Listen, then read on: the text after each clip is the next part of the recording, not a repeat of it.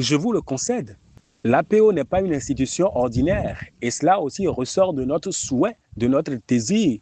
Et vous pourriez d'ores et déjà le lire au travers de nos tests essentiels.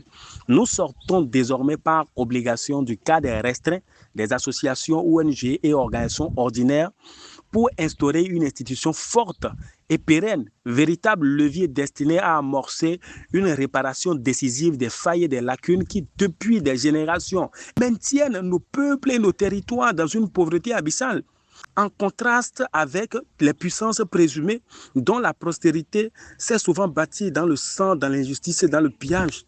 Notre démarche n'est pas de ressasser indéfiniment le passé, ni de nourrir rancune ou esprit de vengeance.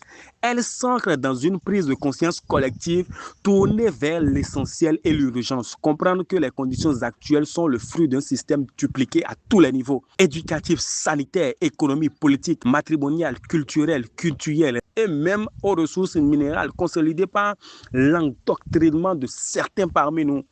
Notre objectif n'est pas de lancer une propagande de lutte, mais de mobiliser nos intelligences, la matière grise africaine, les mêmes que d'autres peuples utilisent pour prospérer, afin de corriger nos propres lacunes et de réformer les systèmes qui risquent encore d'enclaver si elles sont laissées telles nos enfants. Nous voulons bâtir un avenir où les générations africaines vivront mieux que nous. Nos ancêtres ont joué leur rôle, conquérir et défendre, repousser le colon pilleur d'une part et le colon négrier d'autre part.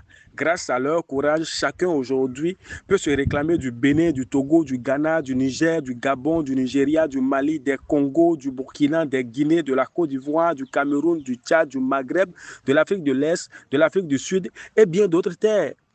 Alors, notre rôle à présent est de préserver les acquis et de bâtir des nations plus grandes et plus solides. Nous sommes conscients et savons que dans les conditions actuelles, nos gouvernants seuls ne peuvent y parvenir, malgré leurs convictions et la bonne foi de plusieurs d'entre eux.